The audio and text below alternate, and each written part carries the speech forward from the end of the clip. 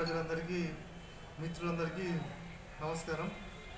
నా గురించి టైం తీసుకొని మీరు ఒక 5 minutes నాతో ఉన్నందుకు ధన్యవాదాలు. నేను కరీంనగర్ నుంచి కాపువాడ, మాది ఒక 6వ డివిజన్, అక్కడ నుంచి వచ్చిన. నేను మీ దగ్గరకు వచ్చి నేను చెప్పేది ఏంటంటే, ఇప్పుడు టీఆర్ఎస్ పార్టీ ఇక్కడ తిరుగుతున్న గంగుల కమలాకర్ గారు, BC welfare and civil supplies minister Gangula Kamalakar వచ్చి ఇక్కడ హుజరాబాద్ని తలతాలు ఆడిస్తా, హుజరాబాద్ ప్రజలకు అందిస్తా, హుజరాబాద్ చేస్తా అని చెప్పి మాట్లాడుతున్నారు.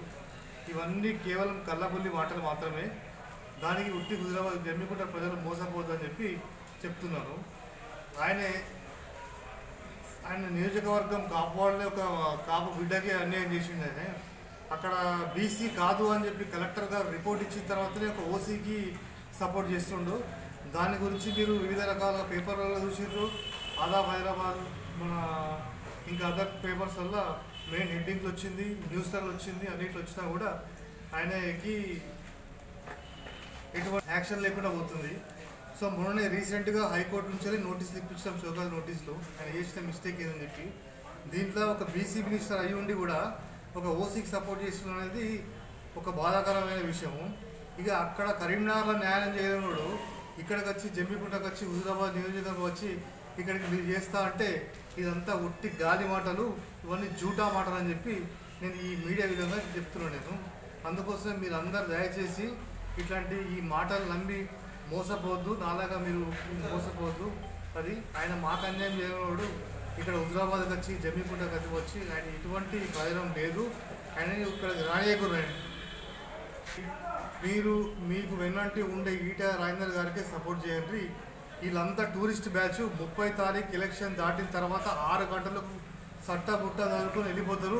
మీ ఫోన్ కాల్ కూడా ఎవరు రెస్పాండ్ గారు లిఫ్ట్ చేయరు. వాళ్ళు ఎప్పుడు మీ నియోజకవర్గం బట్టి ఉండే క్యాండిడేట్ ఈట రాజేందర్ ఎప్పుడైనా కూడా అన్నా అంటే నేను ఉన్నా అని చెప్పి మీకు వెన్ను తట్టి వెన్నంటుండే లీడరే ఈట రాజేందర్. అటువంటి క్లీన్ చీట్ నీట్ లీడర్ అంటే ఈట రాజేందరే. అదర్ మినిస్టర్లు ఉన్నారు, వాళ్ళ గురించి మీరు నిత్యం పేపర్లల్లో, టీవీలల్లో వాళ్ళ గురించి ఎటువంటి వార్తలు వస్తున్నాయో అవన్నీ మీరు గమనిస్తున్నారు. మనం ఒక మంచి లీడర్ని ఎన్నుకోవాలి. ఆ మంచి లీడరే మన ఈటల రాజేందర్. సో వీళ్ళ మాటలేమో కోటలు దాటుతాయి కానీ చేతలేమో కడపలు దాటాయి. ఇదే ఉట్టి జూటా మాటలు ఉంటాయి తప్పితే ఎటువంటి న్యాయబద్ధంగా వీళ్ళైతే వివరించారు. వాళ్ళు కూడా కావాలి, ఇవంతా ఉట్టి మాటలే. ఆ మాటలు నమ్మి జమ్మికుంట ప్రజలని మోసపోయేమో కోటలు దాటుతాయి కానీ చేతలేమో కడపలు దాటాయి. ఇదే ఉట్టి జూటా మాటలు ఉంటాయి తప్పితే ఎటువంటి న్యాయబద్ధంగా వీళ్ళైతే వివరించారు. వాళ్ళు కూడా కావాలి, ఇవంతా ఉట్టి మాటలే.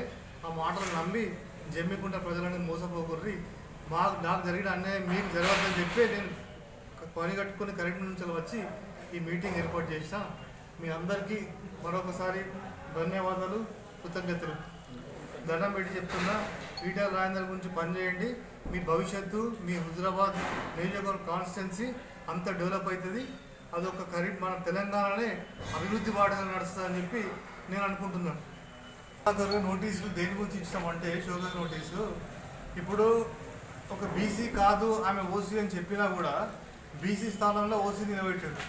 దొంగ బీసీ సర్టిఫికేట్ తీసుకొచ్చి ఆయనే బీఫామ్ ఇస్తాడు, ఆయనే ప్రచారం చేస్తాడు, ఆయనే గెలిపిస్తాడు.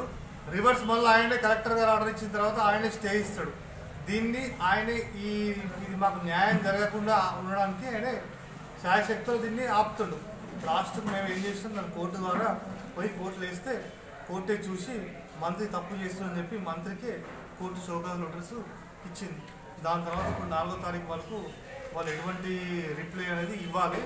చూడాలి వాళ్ళు 4వ తారీఖు ఏం రిప్లై ఇస్తారని చెప్పి. ఇదంతా కేవలం ఆయన ఆడుతున్న ఒక డ్రామా అంతే. ఈ విషయం అనేది జమ్మికుంట ప్రజలకు తెలవాలి, ఆయన చేసేది ఏదో తెలవాలని చెప్పి ప్రత్యేకంగా నేను వచ్చి మీకు చెప్తున్నాను.